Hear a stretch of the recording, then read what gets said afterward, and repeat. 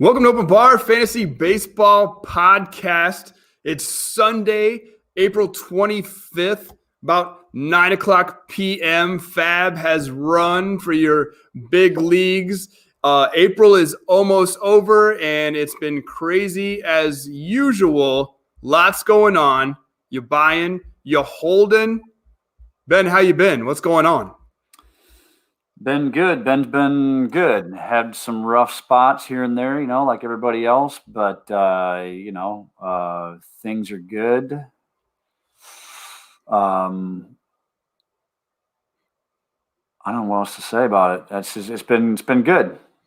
You've been on the pod for a couple months. Year. It's been a little crazy. Are you ready for this? Probably not. Probably not. No. Just bring that humor that everyone loves. And we'll be Everyone fine. Loves. We'll just ride the ship to the finish line. I'll do my best.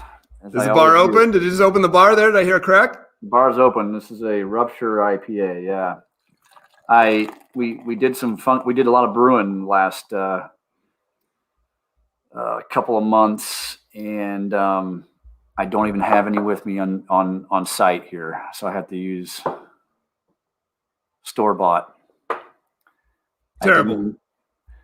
I didn't bottle the last batch. So I didn't. Usually when that happens, then I grab a couple cases and bring them home. But we kegged a lot. We kegged half.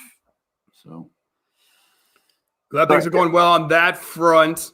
Other news: we are doing another triple play episode next weekend. I'm working on scheduling right now with Fantasy Central, Micah Henry. Steve Paulo, famous of his stomper projections. We're trying to get him. He's on the West Coast. Micah's on the East Coast. And we also got Aaron Pags of Fantasy in Frames. He's ready to play. He's also on the East Coast. We're trying to work out times for a show next weekend. We had a lot of fun with the triple play fantasy guys just about 2-3 weeks ago. We're going to do one episode every month of that, and each winner will advance to the postseason and get to battle out for triple play fantasy. We had Art. We had Little Cheesecake on. He kicked the Mendy's ass. Both Mendy's battled hard. Brother Mendy's battled hard. They were actually in the lead until we got to the final round. The 3 of 5 section, that gets them, man. But Art did really well and pulled that out. So we got next up probably Micah, Steve Paulo, and Aaron Pags. That'll be a lot of fun. Look forward to that. But we got an April review. April's almost done. We got a few more days left. It's been a little witty or a little crazy as usual. I don't know what to do about closers still. I'm probably never going to draft one ever again. But let's talk about some of the highlights. Okay, let's talk about Corbin Burns, Joe Musgrove, Lance Lynn. These guys seem to be absolute bargains as we round out April. Ben, these guys have been incredible. You were on to Lance Lynn last year. Unfortunately, he's got a little bit of an injury. Trapezius should be back, I believe, next weekend, as the last I read. But these three pitchers have been absolute bargains. A reason not to go pocket aces out of the gate. Unfortunately, I have no shares at all. Yeah, I'm a Lynn honk, have been. I was not on the Musgrove. So I'd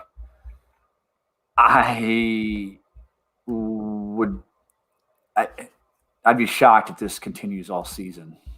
I feel like it'll get a couple of good months and then it'll just be a blow up. But I've been wrong before. I can't claim any. I didn't have any desire to try and chase that. He's been supposedly breaking out since 2019 now, I think. And I got burned. And what did he do? He finished up with. It's like every year he has a good end of the year or something, and then prior to that. But look, you get out of Pittsburgh. We've talked about this before. You get out of Pittsburgh, and it's like good things happen, apparently. So good for him. And then Burns, I don't feel like he was a bargain. I don't think. Well, I don't. I think his ADP. That's why I don't think I wasn't on him, and it wasn't as deep of a value as some of the other guys that are out there. That's true. That's fair. Corbin Burns was quite a bit higher. His breakout actually started last year. Okay, so people were definitely onto him, and he's even ratcheted up another step. He's been absolutely incredible. Not a single walk so far. That's one of the craziest things I've ever seen in my life. This was like, so whatever this reminds me of Bieber's breakout at the end of the season. I think it was 2019, and then 2020, it was like even better, right? I mean, how was that? Or was it 2015? Anyway, I thought there'd be aggression, and at least out of the gate, I mean, this is shocking. 40 strikeouts and no walks. It's nearly a 50% K rate. He's nearly struck out 50% of the batters he's faced. It's actually 47. His ground ball rate is up near 55% now. Not a single walk. K per 9, almost 14.79. This is unreal. His fastball is up 2 miles an hour. If you had Corbin Burnes as your SP2, you are most likely sitting pretty early in this fantasy season. Yeah, I mean, that would make up for a lot of other. I mean, this is cartoonish. This is unprecedented silliness. I don't even know how to describe it. But congratulations if you reached for him, or if you bought into the hype. I didn't really buy into the hype. I mean, I knew he was good. I just thought you'd have some regression. And no, it's just like this is like Dogecoin, man. Well, I think the thing for me that Corbin Burnes, we're talking about the short sample in 2020. His K to walk was still 3.67. That's okay, right? That held from 2019 where it was 3.5. So I wasn't totally sure about this complete breakout. Currently, K to walk, as we mentioned, 0 walks so far. It's 40. His K to walk is 40. It's unreal. It's cartoonish, just like you said. It's unbelievable. If they can get Christian Yelich back and score a couple runs for this guy, it's just unbelievable. But he's pitching out of his mind right now. Out of his mind. It's hard to describe. I don't even know how you do it. But I can't imagine. I mean, he's going to walk somebody eventually. Yeah, I don't know how this sticks, but I mean, if you look through some of this stuff, I mean, his Sierra is 1.13. I mean, it's a month, so the proverbial small sample size nonsense, but I mean, nothing looks extraordinarily kooky. I don't get it. You struck gold with Corbin Burnes. You struck gold, in my opinion, with Musgrove. He came quite a bit later in ADP, right? But you're right. This is coming off of 2 late Septembers where Joe Musgrove just dominated. His velo went up, and it just didn't held coming into the season or the following season, right? And maybe this is a product of Pittsburgh, like you like to point out. Maybe it's a product of just being cold in Pittsburgh at the beginning of the season or what have you. Now he's in San Diego. It's 80 degrees and sunny every single day. And now that fastball is held, okay? It's held. He looks incredible. We know the no-hitter was like 2 weeks ago. Now it's pitched unbelievably. I've got no shares of him. Literally, I had him in my queue a couple times. Sniped. It happens. No big deal. You move on. But Lance Lynn as well. Let's get back to Lance Lynn. Unfortunately, he's injured, but he looks just as good, if not better, than before. 12.36 K per 9. Ground balls are holding. Home run per fly ball is a little low. We're probably going to give up a few. Fastball was 94.5 or so. He looks like right back on track. The Lance Lynn that we knew. Unfortunately, I drifted towards Maeda in a couple leagues. I don't have any shares of any 3 of these guys. I don't have Lance Lynn either, and I'm kind of butthurt about it. Yeah, he's always been, I think, homer prone, but that's okay. I mean, Bieber was too for a while at least, I think, or hard hit prone. He's just a bulldog, throws nasty stuff, and it looks good on paper, and it's been translating the last several years. What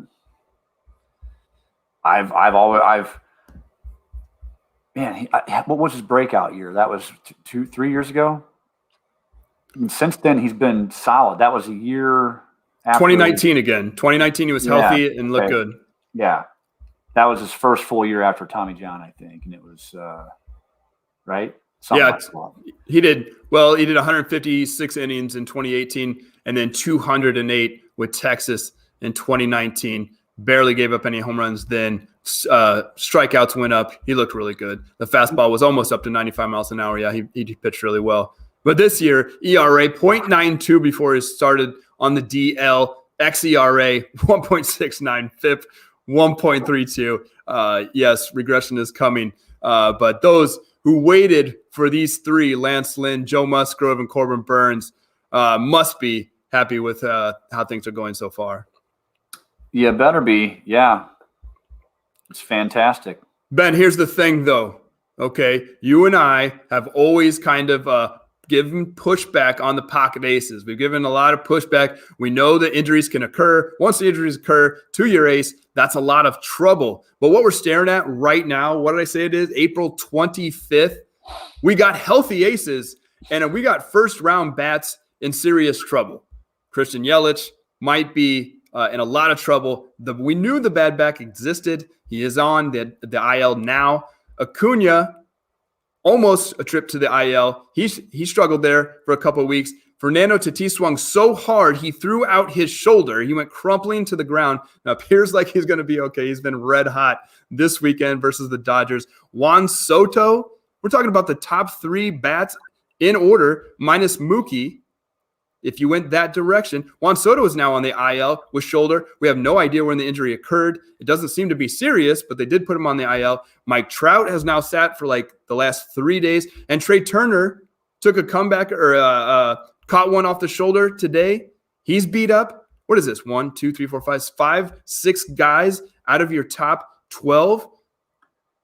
Did we go wrong here with the pushing away from the aces because of injuries? It sure looks that way, but it's the first month of the season. Yeah. So, and you still had some breakdown. I mean, Strasburg got problems, right? Again, Shocker. You know, some of those aces, it's not necessarily. I guess the injury was part of it, but I just have a hard time. I just think there's always value further down the line on the pitching front. And, Cole, DeGrom, Bieber now, they don't really have any injury history. DeGrom maybe a little bit, but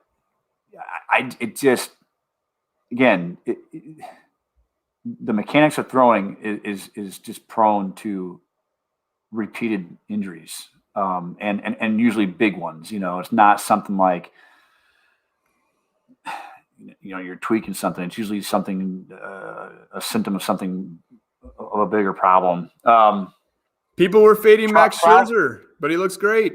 Yeah. That's another surprising one. Trout was a hit by pitch, right? Wasn't that what the deal was? Something going on with his elbow. I'm not entirely sure if it was hit by pitch. Right. Yeah, okay. Yeah. Good Lord. Yeah. So it looks like we miss. Again, you're not going to be right every time. It's about getting probabilities on your side.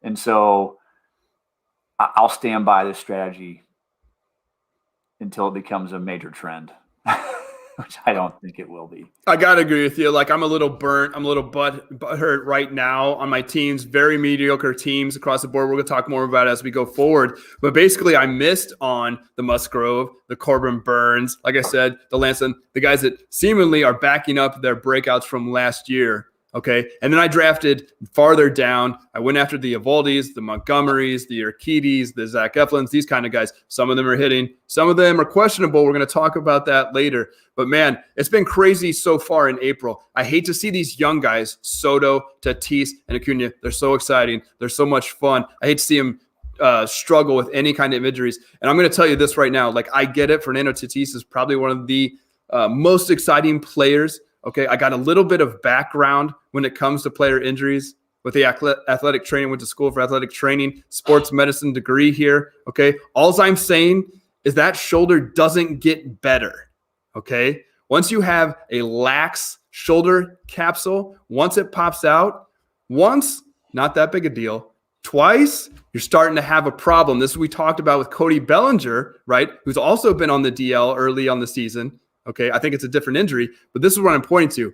This is a 14-year contract the Padres have invested with this guy. I know they're making a run for it right now, so I understand what they're doing. But I'm saying this injury is not going away. All right? This weekend he looks incredible. He is incredible. The injury, I'm just telling you, has not gone away. He's going to be guarding on that shoulder for the rest of his career until they get the surgery. It just doesn't get stronger. Right. Yeah. And shoulder's like one of the trickier joints anyway. But he's young and, probably, heals faster, better, like you said, it doesn't get any better, I guess, but you can strengthen around it, right? And to help out with that. You can try your best to strengthen the muscles around it, just like you said, but it doesn't change anything within the capsule, okay? Yeah. So when it comes to the bone, it can still pops out, sublux, dislocate just the same. That's the thing. You can't tighten the ligaments, you can't tighten the tendons. You can muscularly increase there. And then it comes into flexibility issues. There's no really great way to go about it, all right? Is this what happened? Is this similar to what happened to Conforto? Because he swung and dislocated his shoulder a while back. Is that right? But, has he had any residual effects? He didn't have surgery, did he? No, he went non-surgical. And on that, well, I'm not sure. Don't quote me on that. But we do know it took like 3 years before he had that breakout last year in 2020. And he doesn't look so great this year. So that's a really good comp. I'll have to look into that. I don't know the details on that injury, rehab, prevention, any of it. But I am curious. We've talked about the guys that have completely hit after their breakouts or early breakouts in 2020, Lance Lynn in 2019. Now we're talking about a guy, a very polarizing player in Zach Plesac. Ben, he's been getting beat up on non-Detroit Tigers games. Were you buying this? Like when it comes down to your process and our process, I'll just say, everything looked really good. K to walk, all of these sort of things. Zach Plesac had it. It doesn't appear like it's going very well so far.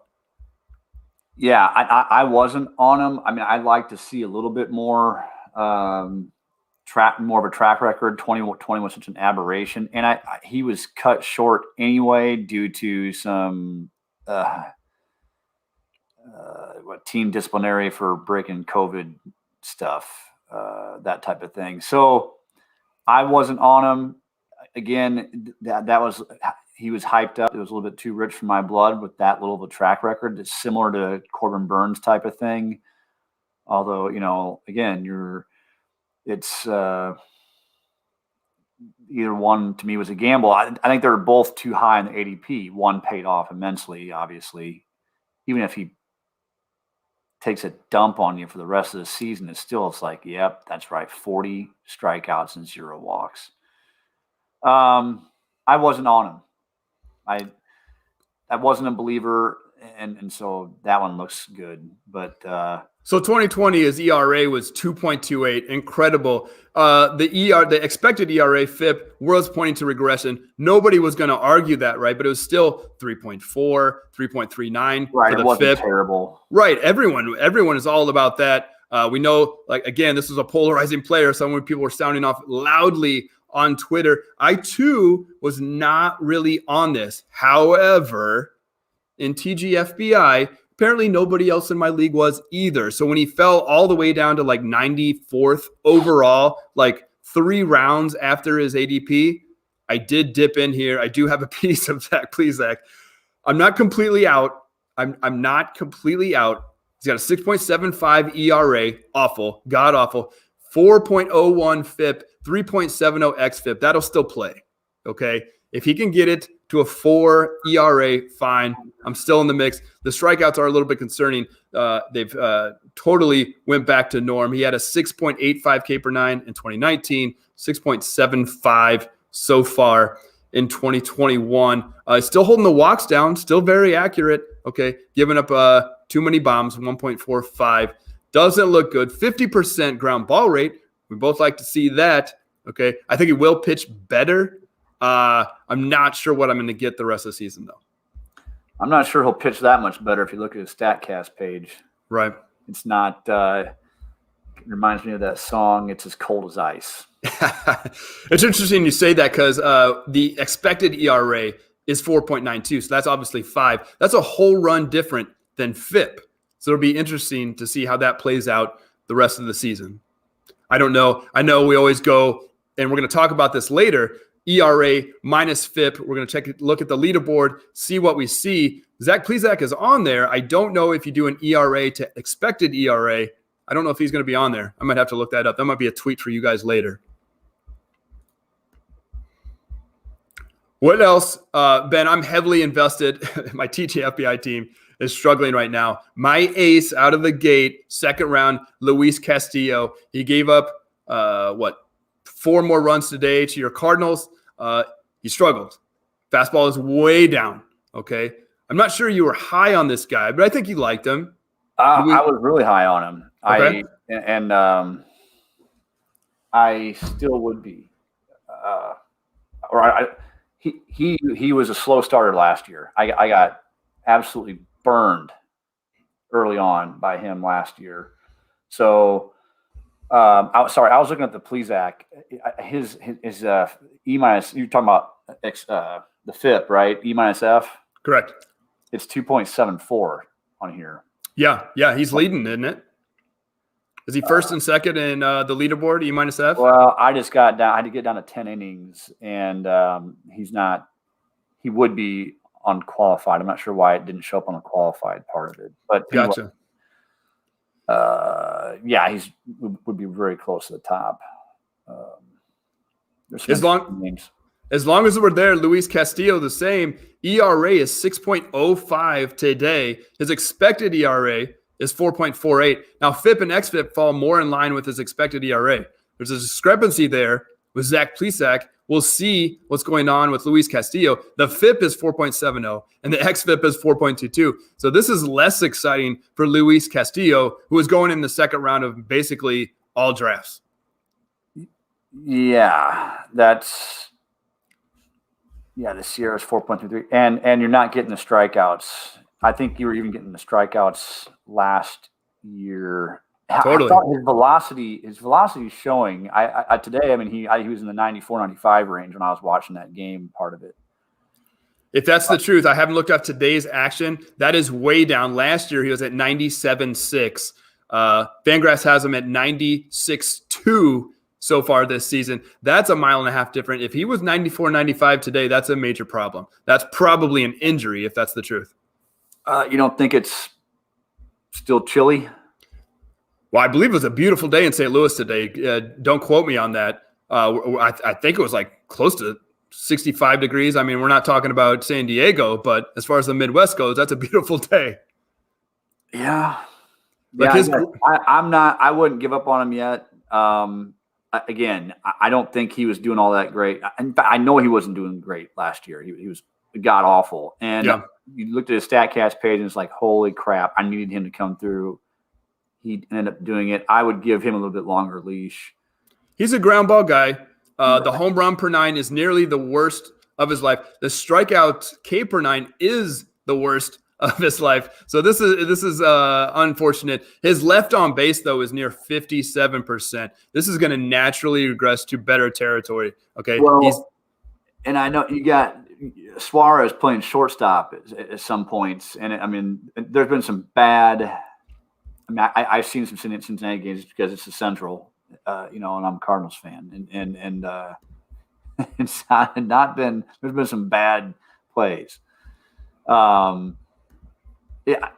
not as concerned about him as I would be Plesac. Let's put it that way. I hope you're right, because unfortunately I got them both on my TG FBI team. And another guy I have on that same team is Jose Urquidy. The underlying numbers do look better, but he's come out of the gate not looking great so far. ERA is 5, north of 5, 5.14. xERA is 4.14. And then FIP is 3.43. The strikeouts are up. I did expect a major rebound in strikeouts, so those are back up. Like to see that, but so far, not getting it down. The ground ball rate is way down to 24%. So it's been really interesting. He's only left 65% of batters on base. So everyone's scoring once they're getting on base. That will regress as well. Ben, you didn't like Jose Urquidy coming in. I like the idea of getting this guy. I think it was going around ADP 180. I like the team concept here. We do have to draft 4 wins in fantasy baseball. This is one of those guys I thought I could point to that would get us some wins, and I knew he was going to rebound in strikeouts. I thought it was getting a full package here. Yeah, I wasn't big on Urquidy either. I mean, but that makes sense. And I forget what the ADP was on him, but unfortunately, yeah, you do have to play for some wins, and so you do that on a Houston team. You think you're going to get some of that stuff. Again, it's the first month of the season. His StatCast doesn't look as bad as Plesac. That could conceivably change. I don't know. It's been. Yeah, he wasn't. I was more on Eflin, Eovaldi, and some of those bargains more than Urquidy. I didn't. There was something there in the drafts. I forget what pushed it out, but he didn't fit, and so I didn't want to make a reach or a space for him. It wasn't showing up on my radar that bad, that big. Ben, I've got texts on my phone early today, people reaching out. Literally, do I drop Zach Plesac? Do I drop any of these guys? How do you feel about that? It's early. I know it's not your style. Zach Plesac, you weren't on him to begin with. It's been awful. You willing to drop Zach Plesac, Luis Castillo, or Jose Urquidy? I would probably be a hold on Urquidy. I wouldn't have a problem dropping Plesac. Wow. Oh, that hurts. That hurts. For a guy who waits on pitching the same way you do. But again, I was biased. I mean, I wasn't on him to begin with. I hear you. I hung around on – I've done this before. And last year it was easier to do stuff like that, right? Because it was a quick season. But like 2019 Musgrove, John Gray, I held on forever, way too long, waiting for him to come around. Musgrove burned me for hanging around on him. I don't know. I think safe to say a Plesac with hardly any track record, looking at his StatCast page and then looking at his overall stats, if he does, he'll probably have a shot at getting him if he turns it around. I don't think people are going to be, clamoring to pick him up if you do drop him. I hear you on that. Just a quick note on Jose Urquidy. He does now have a 3-year progression so far. It is April in his walk rate. Okay, so the strikeouts have gone way up from 5.16 to 8.57. So that's great. But the walks have been on a steady climb. 2019, 1.54. That's great. 2020, 2.43, and now in 2021, it's an even 3 walks per 9. So we'll look for that. One of the first things we do point to is the K to walk ratio when it comes to things that level out, right? His K to walk is kind of 2.86. This is kind of below Ben's barrier of, 3.5, or you prefer 3, 4, correct? Usually 3. Okay, yeah. That's why the 40 is so shocking. I mean, you're talking about 3 is usually my cutoff. He's definitely below that threshold. Ben, go ahead. Since we're talking about ERA minus FIP, let's go ahead and pull up that leaderboard. It sounds like you're already drifting that way, right? Yeah. What do you see here? Let me just do the names real fast. Number 1, I got, what did you do? You did qualifying, or did you dip it down to 10 innings? I dipped it down to 10 just to get Plesac. But okay, I'll make that change. I mean, I don't know where you want to go with this. Let's do the 10 so we get Plesac in there. And then I'll pull it up because these are some really interesting names. I mean, one that shows up is Andrew Haney. That, I mean, if you can see him, yep, he's got a good K rate.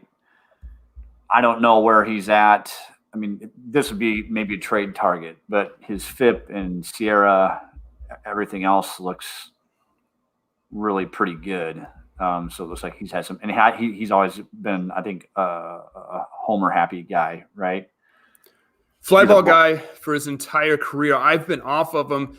We don't have to talk about the new baseball too much. It seems to be a little bit smaller, I'm hearing. And then despite better exit velocity and better max exit velocity in some cases, the fly ball distance seems to be a little shorter. So there's some kind of drag that's happening as well. Even the smart kids on Twitter haven't quite figured it out, so I'm not going to comment too much on it. Yeah, I mean, the other one who's got some ugly stats here, Max Fried. Anybody still want to mess with Alex Cobb? He's been really interesting. Okay, Alex Cobb is throwing the splitter this year, and it has looked pretty good. Okay, I don't think his last outing. He's always been a splitter guy. Okay, but yeah, I mean that is interesting, really interesting to me. I've got like 4 guys. Most of my teams are made up of players on this team, or on this leaderboard so far. I got Charlie Morton. I'm heavily invested in Charlie Morton. I saw that comeback. He's still got some. He's pitching fine, but he's actually at points. It appears like he's going to pitch better going forward. 3.91 ERA. FIP is 3.05. So that looks good there. Again, Jose Urquidy, 5 ERA, 3.43 FIP. Nathan Eovaldi, Ben, we talked about him way back in November, I believe. He's been pitching very good. I think yesterday he got beat up a little bit, but his ERA is 3.77. His FIP is 1.94. So I have hit on him in a couple leagues. The hitch with Eovaldi is really stay healthy over, course of 33 games. His Sierra is also 3.37. So I don't know if I expect, that FIP is skewed somehow. I would guess. But yeah, he was one. Carlos Martinez is on here. He could be a serviceable pitcher if he gets his K rate up, which I don't know if he would. Let's see who else was up. Well, Jose Quintana. I find it really interesting. You kind of breezed over Carlos Martinez there. Do you think it's serviceable in fantasy baseball? The ERA is 6. He's gotten beat up pretty bad his first couple outings, I think. The FIP is 4.0, and the Sierra is like 4.5. Does anyone really want that? If you can get to the 4.0, but to get to that 4.0, you're going to have to have several games of, sub 4. And I personally wouldn't. I just brought him up because he's on there. People were on him. I feel like they should have traded him years ago. That's another story. I probably wouldn't unless I was desperate. How do you feel about Ryan Yarbrough? There was a lot of people that were interested in him in Tampa Bay. He was going to have to step up. Okay, Tampa Bay, the Rays were going with a spot starter. They would do, what is that called? What's the term called? They do 1 inning, then Yarbrough would come in and throw 5 or 6. Yeah, the piggyback thing. Yeah, he was doing that last year, and a lot of people liked what he had to offer. They were calling him Kyle Hendricks light. It's been a mixed bag. He pitched way better last night, I believe. Okay, but it's been a rough start for him. His ERA 4.28, but his FIP 2.91. Okay, but then the Sierra points to a 4.19. Yeah, so Sierra is in line with his actual ERA and his his Ks. The big thing was about he never walked like Hendricks. He doesn't hardly walk anybody. Right. So he can get away with some of the lower K rate, and his numbers, ERA should be pretty good. But that was another guy I picked up a couple times here and there last year. And if you're desperate to try and get a win here, because it's Tampa Bay, they usually do pretty well despite what they have on, despite their budget. He's okay. It's just not something you're going to try and jump out and go after. It's not the sexy name, right? Right. Absolutely. Let's go ahead and take a peek. Go switch on over to your K to walk leaderboard. A lot of familiar names here. Some we've already talked about. Corbin Burns. This is amazing. 40 strikeouts, 0 walks. Number 1 on the list. Walker Buehler having a good year. Looks like 20-0 K to walk, or 21, excuse me. Garrett Cole, Jacob deGrom, Musgrove. Hyun-Jin Ryu just went out, I believe, last night with a little injury, had a short outing. Zach Eflin, you liked a lot coming in. He's high on the list. Max Scherzer, Aaron Nola, Clayton Kershaw. Let's jump all the way down here to 13. Huascar Ynoa of the Atlanta Braves. This name is completely new to me. I had no idea who this player was going into draft season, but he looks good for Atlanta right now. His K to walk is 6.25, Ben. Yeah, I had no idea either, other than maybe a MLB The Show prospect list. And yeah, his numbers look great. He's a little bit over his skis on the ERA to FIP, but his Sierra is 2.97. So that even gives you some really interesting right there. It's a very interesting name. If you've got him, it's probably a good get. If you don't have him, probably get him. The Atlanta Braves out of the gate are not playing good baseball, and I don't quite understand it. Okay. Today alone, I got a little note about this. They got no hit by Madison Bumgarner today. And then in the second game, one hit, Zach Gallen. They played 14 innings of baseball and had one hit the entire day. I do not know what's going on with that lineup. It's an incredible lineup, but they are not getting it done so far. Well, that's interesting you mentioned that. I was looking at the BABIP leaderboard, and they've got a couple of guys in Albies and Freeman on there that look like they have some incredibly bad luck. They were going to be like, on your buy low guys. Albies at 163 BABIP, Freeman at 170. They're 3 and 4 on that list. So that could have something to do with it. Are you listening, followers? Go ask around to your Ozzie Albies owner. Like, they're probably a little frustrated right now. Is anyone going to trade first rounder Freddie Freeman? I don't know. No, but yeah, Albies could be a good target. Make sure I would ask your teammates if they know what BABIP is first, and if they don't, then they trade off. Right. Good lead-in question right there. Right. Yeah. And if they don't, double back later in the season. Yeah. Keep hitting that drum. That's incredible. So those are some of the things that you point to early in the season that I like to look at. Your indicators. It's nothing solid. Obviously, some of these guys have only pitched like 4 games. A lot of baseball to be had. Some interesting drops early in the season. I can't believe I found Dansby Swanson on the waiver wire in a couple of my leagues. But I wanted to talk about, it was bad. I want to talk about those ERA to FIP leaders and then your K to walk guys. Really interesting there.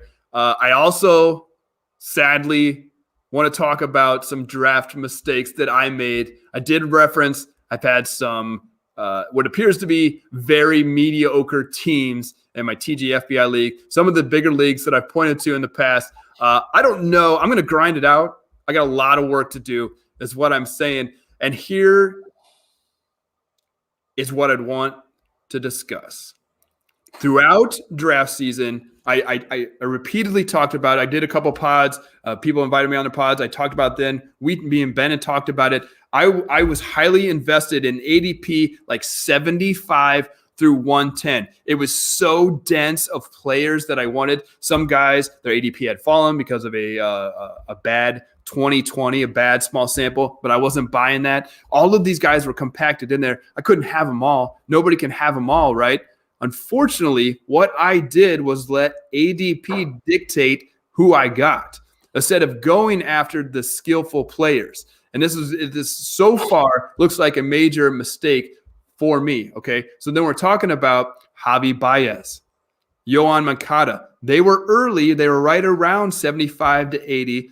Ketel Marte, he looked like he was rebounding. Okay. Unfortunately, he's got a really bad hamstring injury. Brandon Lau. Now, I paid for Brandon Lau because I did believe in that breakout. That is not looking good right now. Not look good. Second base is not looking good overall. But also, Jose Altuve was in there. JD Martinez looks like a world crusher right now. Now, in some of my smaller leagues, I was able to get a bunch of these guys, and I was able to get JD Martinez late or Giancarlo Stanton late, who's actually healthy through the first part of the season. But my point being is I'm heavily invested in Javi Baez and Yoan Moncada, who are not exactly getting it done. And if you take a look, what they have in common is this pretty terrible strikeout rate. Javi Baez is not making contact with the baseball hardly at all. Like his Z contact is something like 55%. It is a MLB worst, like 55% the last time I checked. Okay, he's chipped in with some early steals, and he does have a couple bombs. So in your roto leagues, you're hanging in there, hoping he figures it out. Yoan Moncada also has this 30% strikeout rate. Okay, but when I consider it, when I'm looking back from just a month ago, from draft season, I think I should have rather went after these skillful guys, these contact guys that have fallen, the JD Martinez. I wanted more JD Martinez. I wanted more Austin Meadows. I believe in that player profile more Nelson Cruz. I believe in that player profile more than a Javi Baez, Yoan Moncada type. Ben, I might have blew it in draft season, and I'm a little sad about it. Again, it's early. Yeah. And I think you're beating yourself up a little bit too much. You get a little bit of FOMO going on, with the old farts that you mentioned in this rant. Moncada's interesting. His hard hit rate's way down. His average exit velocity is way down again. He had the Rona last year. His max exit velocity is closer to career norms, I think, right? His average, 109. Right now, Yoan Moncada, that 2019 is looking like an aberration. Yeah, I guess that could be. I still wouldn't sell on him just yet either. 2019, the barrels were 10.8. 2020, Ben mentioned the COVID, 6.2. They have rebounded slightly. Barrel percentage, 2021, 8.5. That's still better than league average. Okay. But coming into the 2020 season, we were talking about a potential league MVP with Yoan Moncada. I don't think he has a single stolen base yet. Okay. The barrels are slightly, the hard hit is almost woeful. 29.8% hard hit in his StatCast numbers. Yeah, that's awful. I don't. So this is nothing to be excited about. I just wouldn't sell on him yet. Yeah. But here's the thing I was buying on Moncada. And you mentioned Lau. His BABIP is 214. So there's looks like some bad luck involved there to some degree. His strikeout rate is also high. It's always been high. I still like Lau too. Who was the other one you mentioned? Well, it's in comparison, essentially. Ketel Marte, he looked like he was hitting for average and his power again. Unfortunately, I am investing in Ketel Marte, but he's injured in a couple, and it looks bad. That hamstring looked really bad. He went crumpling to the ground. Javi Baez, though, look at this K rate. This is the worst of his career. 44.9, 45% K rate. His walk rate, also career worst, 1.3. Okay, he does have 5 stolen bases, so the 5 times he's gotten on base, he stole a base. So that was nice, right? It sounds like we're talking about Vince Coleman. Oh my God, this is something else. So he's got 6 bombs and 5 stolen bases. That's great. I don't know what's going to come of this. Or a 233, 273, 507 slug. That's good. That's good. WRC crazy. Plus 111. Sounds like Carlos Pena from a few years back. This is really weird. Barreling 15%. That's great. Hard hit is up 46%. But let me scroll down here to his play discipline. It's embarrassing. Like I don't think anybody, any scout is looking for. Okay, the Z contact has rebounded. Ben, the Z contact is now 64.3. There you go. It's awful. That is awful. Okay. His Z contact for his career is 79.2. When he struggled last year, his Z contact was 74.6. It's currently at 64.3. This is rough. This has been a rough stretch for old Javi Baez. That's bad, but still, that looks. I mean, again, like you said, if when he makes contact, he's hitting it hard. it's the first month of the season. Yeah. I was never on Baez either. But judging by this, I would probably give him a little bit more leash.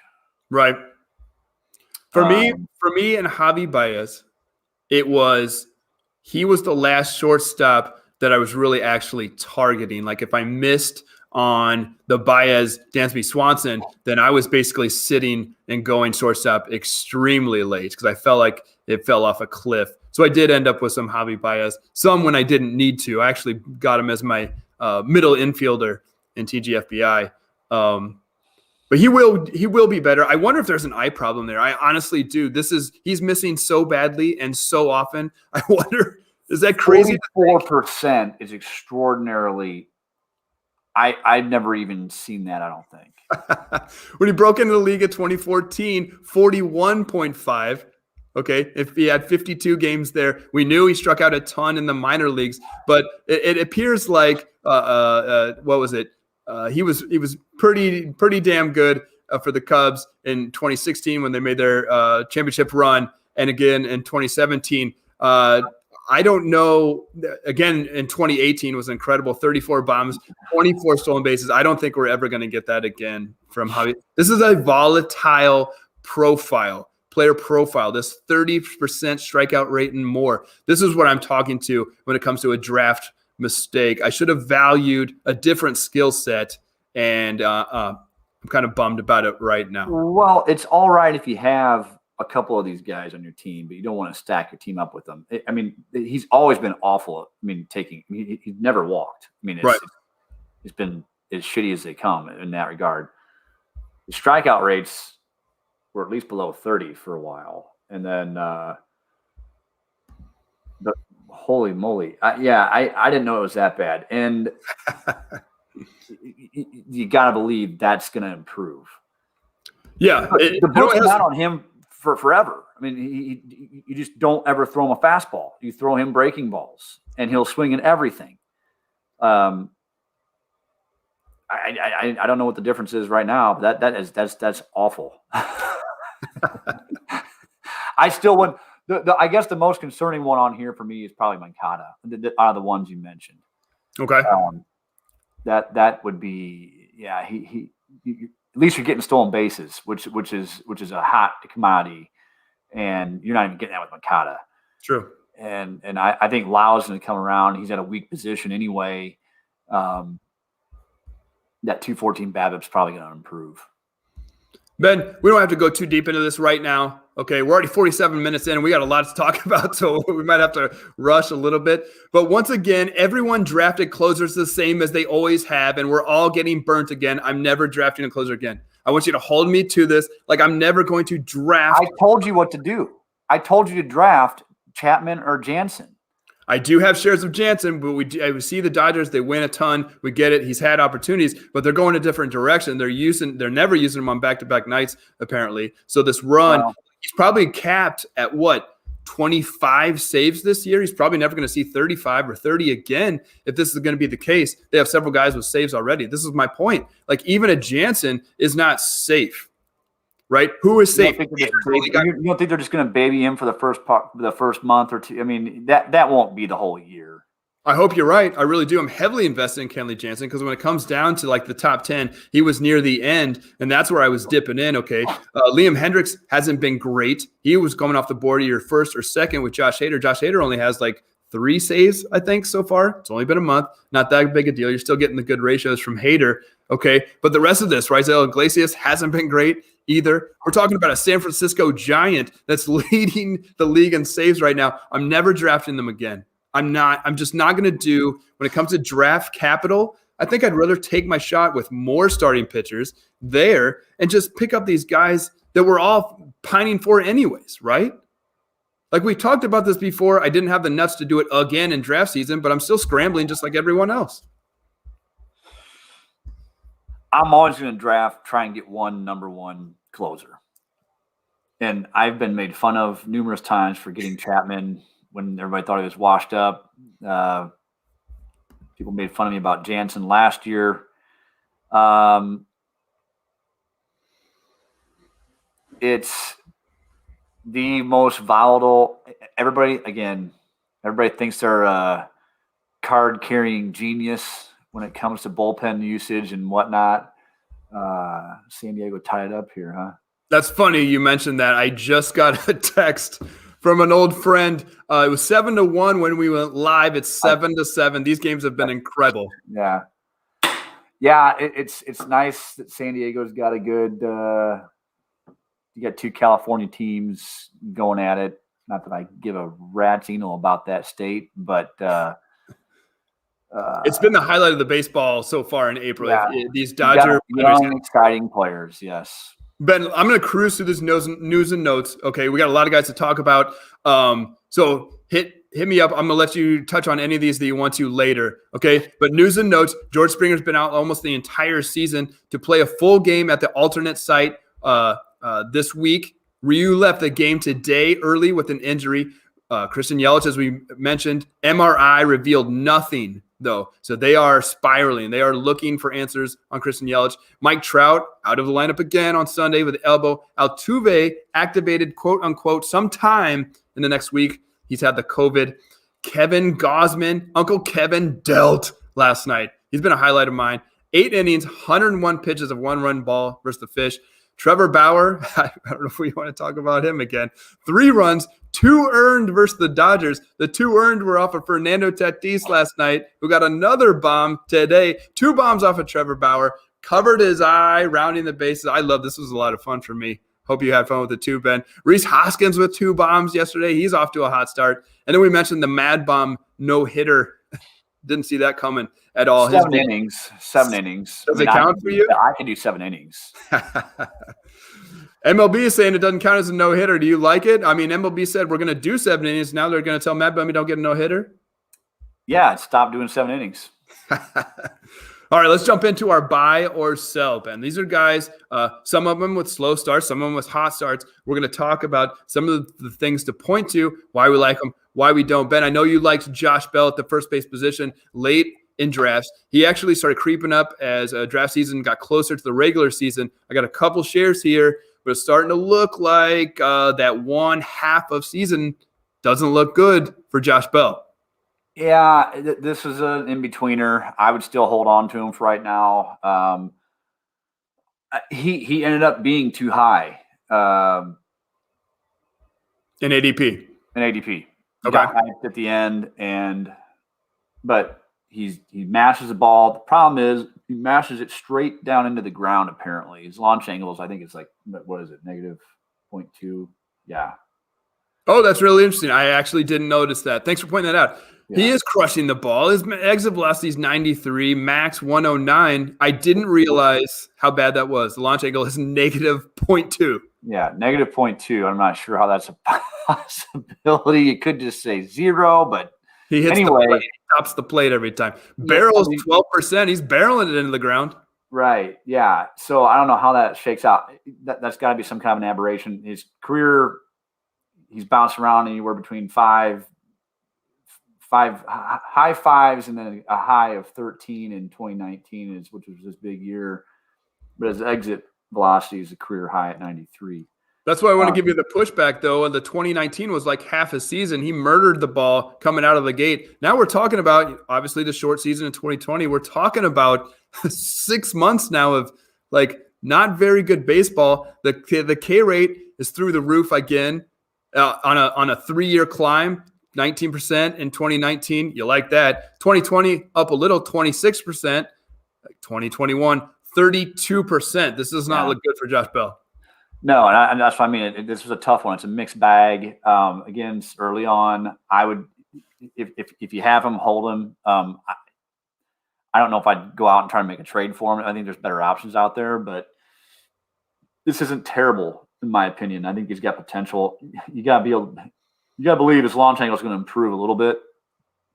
So it is what it is right now, but I think you're going to reap some decent rewards down the road here.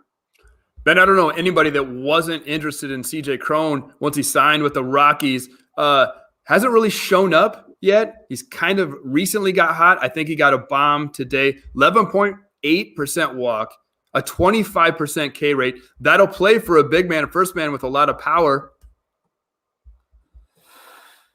Yeah. I think his OPS his OPS is pretty good, 825. It's weird. His max is this is why it's early in the season. You're going to get these weird bifurcations of his average exit velocity is down a little bit from I think career norms, but his max is up in the 92 percentile. So hard hit percentage is down.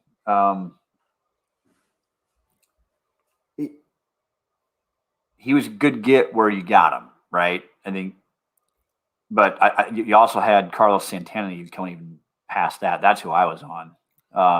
But Crone, it's Colorado. Probably going to do some damage there for sure. But he's probably going to. I mean, his K rate's 25%. He's still getting the walks. It'll be a solid season, won't it? Yeah, I really do think so. He's still barreling like 12%. Hard hit his way down. Here's kind of what I've been doing so far because I actually have I didn't know what to do at first base, so I generally was waiting close to the end. He was going around 200 ADP, depending. But essentially, I was grabbing CJ Cron, then Carlos Santana that you mentioned, or if I was lucky to get Josh Bell, I was getting Josh Bell and CJ Cron, right? Maybe to put one of them at my util. But basically what I've been doing so far through April, if I have the option, when CJ Cron's at home in Colorado, I've been starting him, and otherwise I've been sitting him because we know they struggle when they leave Coors there. So far, so good. But he's been a little bit cold. It seems to be on the uptick in the last 10 days or so, though. Yeah, I don't know if he's a slow starter. I think Carlos Santana always has been kind of a slow starter, but he's often. I mean, I think his batting average is down per usual, but he gets on base and he slugs. And Cron's similar profile. I think he'll be fine where he got him from the ADP perspective. Nothing to really hate here. It's not a strong buy. Let's put it that way. Fair enough. I felt like at the first base position, this is where I was going to go. I didn't want to pay up for the top guys all there. Some of the middling guys were interesting, but they seemed to be going a little high. I was fully sold on a Rizzo bounce back or a Goldie bounce back, especially with Nolan there. Others were just onto him faster than I was. But I'd like to talk about fastball Freddie Peralta. This guy is legit. I love it. I'm a little bit invested in home leagues and friend leagues. I got a lot of fastball Freddie. I wasn't able to get him early in the draft season when we did TGFBI. It wasn't announced that he was going to be. People were speculating that he might start. I didn't get a piece of him there. But man, 15.5 K per 9. Walks are still a little bit of a problem. This guy is mowing down opponents, though, and it's been incredible. Yeah, and I guess you poo-pooed him. It looks like he's added a slider. That's what it is. You said he's only been like a one-pitch pitcher. He's always had a high K rate just with that one pitch. I think it's got maybe a lot of – it's not like I don't think he was throwing it that terrible hard. 94 it looks like. 93.8, 93.2. It's just a movement. I don't know, but the StatCast says this guy is a major buy. If we're on a buy-sell rating here, that was always a hang-up. Was he going to start, or was he going to? It was the same thing with Burns last year. They didn't know, and maybe even he was spot starting. Milwaukee just needs to give these guys a go. It's a little scary what they can do. Yeah. Being a Cardinals fan, especially, it sucks. So, yeah, this is even with the walk rate, if you're getting that many strikeouts, that probably plays. 2.45 ERA, 2.31 xERA, 2.73 FIP. Everything is falling in line for Freddie Peralta. I love this. Where I've missed on Luis Castillo, maybe this Zach Plesac, maybe Freddie can hold me up a little bit. The walks are a bit of a problem. It's actually a career worst, 5.32. Okay, if he can limit that, and just as you pointed out, it wasn't just the fastball anymore. He did add the slider. It's filthy. A lot of good things to happen for Milwaukee if they can score some more runs. Well, what about an older player, Ben? An older guy, been around the block, and Danny Duffy. Have you noticed this uptick from Danny Duffy at all? I noticed it last year. Okay. Tell us about it. He's a crafty guy, right? I would call him the old crafty veteran. Maybe this is going to be a Jamie Moyer remix. Who knows? StatCast page doesn't look all that great. I'm not going to be really a buyer on this, but I mean, that .39 ERA is going to change. Clearly, that's fair to say the least. But he's got 27 strikeouts in 23 innings. I mean, Kansas City is not even that bad of a team, really, in my opinion. I don't even – what is their record? I don't even know. Ben, he went 5 innings today, 8 strikeouts versus the Tigers, gave up no runs again. This is his second outing in a row. 3rd overall, no runs. Now he's faced Cleveland, looks like Anaheim, Tampa, and Detroit today, lowly Detroit. It looks like he might have Pittsburgh coming up, so he's had a bit of a soft schedule. So 0.5 ERA, wow. For Danny Duffy, the 32-year-old veteran Danny Duffy. The fastball is up a mile an hour, though. Okay, he was going 92.4 last year, 93.5 this year, 4.37 xERA. So you're right. That don't look good. But FIP, 2.71. Okay, so there's something to be had here for Danny Duffy. Yeah, which is still good, but you're gonna eat some bad games to get back up to that 2.71. I didn't realize Kansas City was actually leading the league. For God's sakes, they're not a 650 ball club. I mean, but they're sneaky good. There's probably some value there. I wouldn't be rushing out to get him, but he's like you said, he's going to face some pretty weak competition most likely. So that's going to bode well for him. All right, I'm going to dangle this next guy. You didn't like Danny Duffy, but we got another veteran that's bouncing back right now, and Michael Fulmer in Detroit. His fastball is up 2 miles an hour. He went 93. When Michael Fulmer was a good pitcher and then we liked him, he was topping out at 95, 96. It looks like he's got it back, and so far so good for Fulmer. Yeah, he's never been a strikeout guy, though. But, yeah, StatCast is interesting. I mean, he's always been like, what, hurt? What's been the knock on him? I don't know. He's been around for a while now. He's had a lot of injuries since those first 2 years. Yeah, so I mean, it's Detroit, so it's like never was really on him when he was highly touted because it's Detroit. And if you're drafting for wins, then I'm kind of writing you off. Not writing you off, but there's better options usually around some of these guys. So this is an interesting name. I wouldn't necessarily go after him just because it's Detroit. But it's a great story. 0.84 whip, 3.32 ERA. Changes in his arsenal. He's actually went down with his fastball to only 18%, 24% with his sinker, changeup way up to 18%, and slider 34%.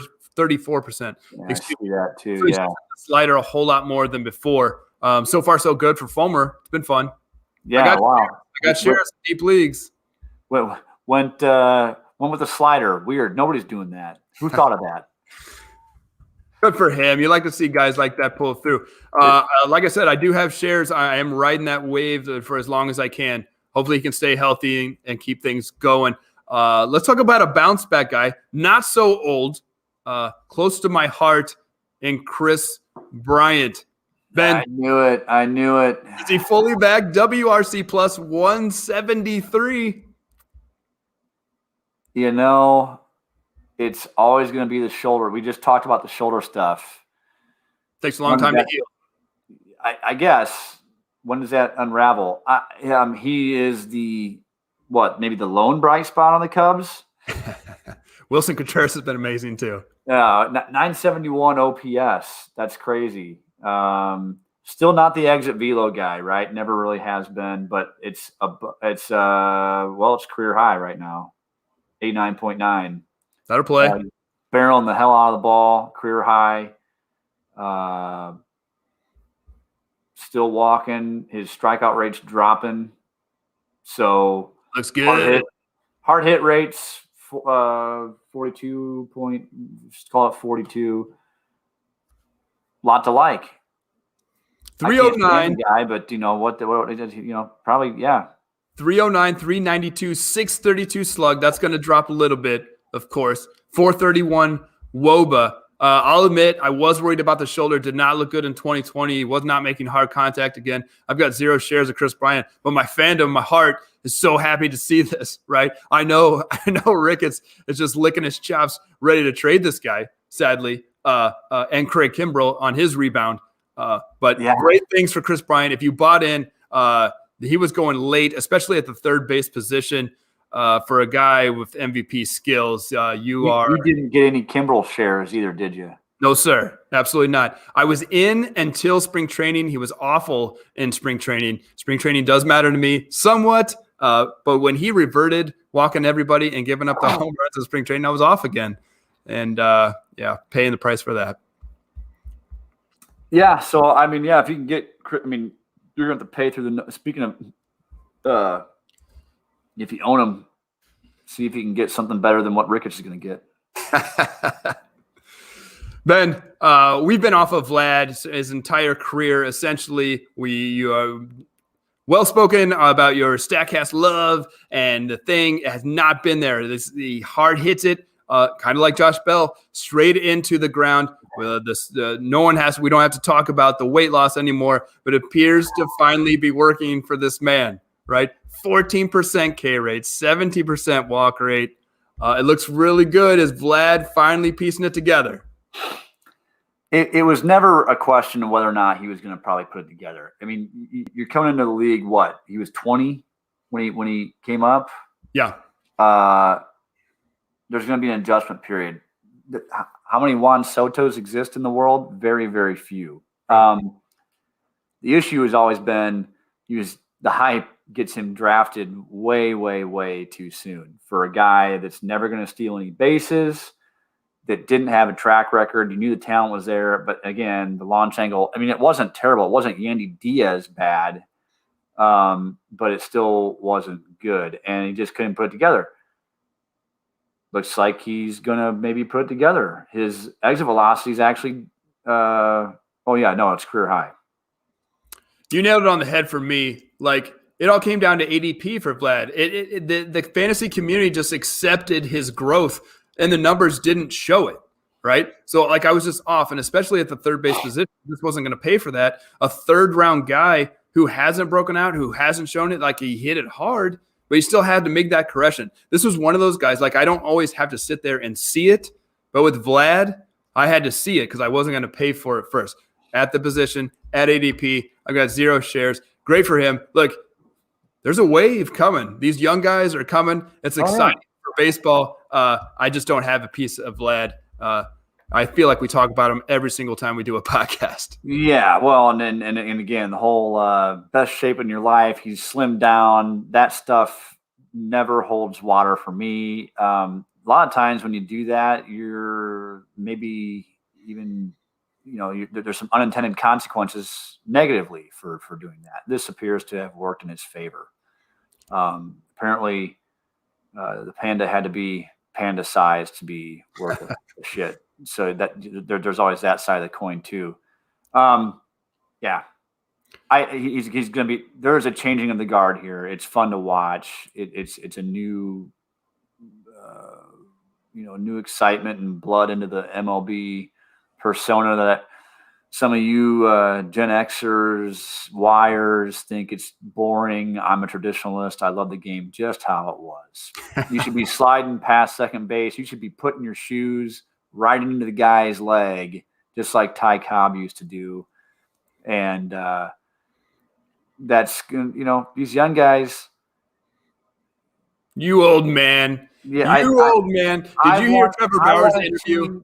I want to see a street fight. I want to see Bob Gibson put one in his ribs. That's the baseball that I want to see. That's assault, brother. That's like hockey. That's not. I love the Trevor Bauer. I go back and forth on Bauer all the time. The interview post game last night after he gave up the 2 bombs to Tatis. Tatis yucked him up, covered one of his eyes, going around the bases. Bauer's just like, yeah. He got me, and I got him before, and this is how you do it. You don't throw at someone's head now in the ribs or leg. But he was giving pushback to that sort of nonsense, throwing at people after they gave up a home run or whatever. I kind of do like this wave. I struggle with him from time to time. I did like this interview. I did like his point on that note. Okay, well, let's go ahead and go forward with another prospect, a less heralded prospect. But I think besides Whit Merrifield, he's like the second highest rated second baseman in the league right now in Nick Solak, only walking 6.8% of the time, striking out nearly 30% at 27.3. But he's a power speed combo that you're getting at the second base late in drafts, 5 bombs, 2 steals already. You think this carries on, Ben? Yeah, I mean, he's just gonna be your streaky guy again. You're gonna get. I was on him, and I did like him because it was at a weak spot. And he was just kind of. I don't in the drafts that I did. You didn't have to reach for him. In fact, people were really ignoring him. I felt like at the time. 286, 375, 506. The slugging's probably going to come down a bit. Okay. It seems like the ball gets suppressed there in Texas as it is, but so far so good. WRC plus 153 for Solak. If you invested, you're killing it. You're killing it right now. See, I would expect the slugging to stay Really? right around there. The average is probably going to drop, in my opinion. Okay. But yeah, the K rate isn't awful relative to some of the other people we've talked about. But anytime you see a guy not walk, you're gonna, if you're making contact with the ball, you're gonna run into some bad luck eventually. Oakland is doing Oakland things for old man, 32-year-old Mark Canha. Okay, he's leading off for the Oakland Athletics. Incredible walk rate, 15.2, low K rate, 21.7, 22%. Essentially, Yahoo Leaguers. This man is eligible at first base. Figure it out in a weird first base. Like I'm struggling with first base this year, but I am starting in a couple of leagues. Mark Canha was my first baseman in Yahoo leagues. Okay, 3 bombs, 4 steals at first base, mind you, scoring a ton of runs, leading off for the Athletics. Were you onto this at all, Ben? Super late in drafts. No, yeah, He was what in drafts? Super late. Yeah, super late. 3, I think, basically, right? Fair enough. Yeah. He's not an exit velo guy, so I wouldn't have been on him either way, probably. This kind of looked to me like so the steals are surprising, right? It looks like his career high was in 2015, where he topped out at 7. So yeah, he's already halfway there. Yeah. But it looks like in 2020 he had 4 as well in that short season of 60 games. So it looks like it's part of his arsenal. It might be now, I guess. This kind of reminds it's like a Matt Carpenter type, right? In his prime. Doesn't hit as hard, but he gets on base. Yeah, gets on base. So look, WRC plus is an overall offensive production category. He hasn't had below a 115 in 3 years. Since 2018, it was 115, 147 in 2019, 128. Now he's at 165. He does a little bit of everything for a team that highlights this type of player. He's leading off for him now, right? Right. Yeah. So I guess that would be a buy. This one did not ever hit my radar. I was like, I mean, some people were on him. I did read some. I forget who it was. I can't give credit. I'm sorry, but whoever you were, congratulations. I was not a believer.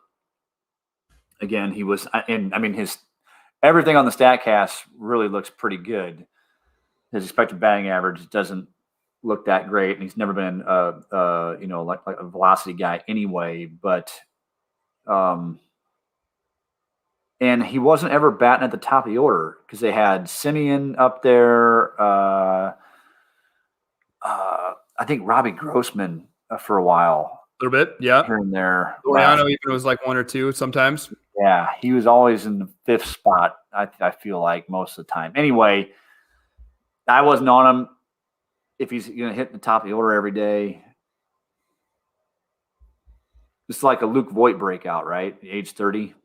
Somewhat, little late. Yeah, finally getting his time in Oakland and making the best of it.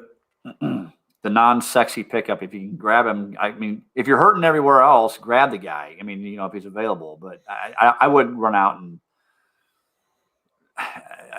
that wouldn't be my target necessarily. We're going old guys, young guys, old guys, young guys. Right now, we just did an old guy. Let's go young guy. And Trevor Rogers. Jeter might be onto something here. This rotation they got is pretty great. I'm wondering if their SP5, Trevor Rogers, is not the best. He's been incredible so far in April, and I didn't see it coming. Like, he wasn't even on my radar until late in draft season. Yeah, no, this is shocking. I don't even know what to say.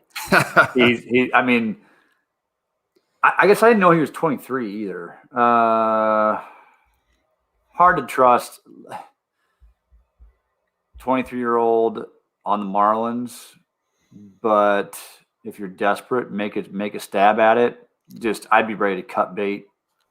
K to walk is a little on your low end, 3.0. Last year, 3.1 now. So there's a little bit of a walk problem because he's striking out everybody. This is almost a Freddie Peralta-ish, right? Yeah, and it looks like, I mean, yeah, it's a lot of fastballs. A lot of fastballs. Went 93.7 last year, 94.8, so he's up a tick. And then ERA 1.64, 2.42 xERA, expected ERA, and 2.37 FIP. So it's all falling in line so far for Trevor Rogers. We know people like to pitch in Miami. That division is pretty difficult, though. There's plenty of mashers there in the East. But great things so far for the young fish. Yeah, I with being a fastball, predominantly fat one pitch guy, I would be skeptical of this. Even in the pitcher's park, he's young. It's a long season. If you can, this may be a sell high type of scenario. Let's go ahead and breeze past Nathan Eovaldi. We kind of touched on him. Everything points to good things in Boston as long as he can stay healthy. Like we said, Ben, you also liked Jordan Montgomery. He appears to pitch really well for about 90% of every game, but that one inning, he keeps getting bit so far. Yeah, I'd still buy low. You're buying. Because, yeah, it's kind of ugly. There's a lot to look at here. Okay, it's There K to is. walk. K to walk is down from the last 2 years. 2019, 5, love it. 2020, 5.2, love it. Things are on the up. So far, 2021, 3.29. Still qualifies where you like it. The Yankees in general have just been bad. Okay, they're not playing very good baseball. Okay, but he's striking out a ton of guys. He's just given up a lot of home runs again. Yeah, what is his home run to fly ball is 21. 4.57 ERA, xERA 4.08, and an xFIP is 3.75. So he's kind of pitching okay, but I did expect a little more from the. I did too. I did too. Yeah, this year is, what did you say, 3.72. Still a solid pitcher. I mean, there's a lot to like here. But you look at the StatCast up, and it doesn't look all that reassuring. Yeah. Still, you got him where you got him. I mean, I don't know if he was almost free. So it was late in draft season, or 200 plus generally. Yeah. So to me, that's still a win. And the Yankees are going to play better, right? You would think that lineup is not hitting, but top to bottom, you like every one of those players. It doesn't make any sense. It's a long season. It's the first month. Ben, it's a long season, but I'm struggling with Ian Happ in Chicago. He's leading off for the Cubs. He's done next to nothing. This was one of the guys that we pointed to last year as our breakout guy. We both wrote him to have some success last year. Okay, he has 1 home run and 1 RBI so far in the entire month. He walks. He gets on base, nearly an 18% walk rate, but the K rate has now climbed back to that 30%, 30.8 even. So it's not looking good so far. BABIP is a little bit low for Happ. What do you think? He rebounds here. 161, 325, 210 slug for Happ in April. Yeah, the slugging I think is going to for sure be an easy pickup. I like him still here. No stolen bases yet either, so that kind of sucks. I was, you're hoping for a little more play there. You got to believe the OPS is going to climb closer to his 808 average. He still hits the ball really hard, barrels it up. Statcast looks really good. It's still 30%. Look, man, we're in the era of strikeouts. When you say 30%, I don't even know if I care anymore. 44 is a problem. That's a problem. Yeah. I mean, if you're splitting hairs. I mean, when you walk that much, you're going to get some production somewhere. You figure you have a few more runs. He's leading off every day. Yeah, he says sat out a couple of days. It's been crazy. All the numbers look good. The Statcast numbers, just like you said, are just standard across the board. 109 max EV last year, 108 this year, 10.3 barrels last year, 10.3 this year. Hard hit went up 51% this year. It's just not falling for him. Again, the BABIP's a little bit low. I don't know what to do with this guy. And in shallow Yahoo leagues, I've actually cut Ian Happ and moved on for some like Chris Taylor situations. He's doing good things with Gavin Lux on the DL and struggling again. So I did make that move. Ben, I'm curious. That was my cubby. He's struggling a little bit. This is a really strange, I believe it to be a strange situation in the St. Louis closer. Okay. Like I think I've talked to you off air about this. Alex Reyes is getting it done so far for St. Louis. Little shaky ground. I think people point to Jordan Hicks long term. Is that what you're going with? Yeah. It will be Jordan Hicks. I think Schultz actually come out and said for sure it's going to be Jordan Hicks. It's just got to be time. They're finding they're controlling Reyes' innings because he's a Fabergé egg. He's as fragile as a Mr. Glass from what was that movie? Bruce Willis. Okay.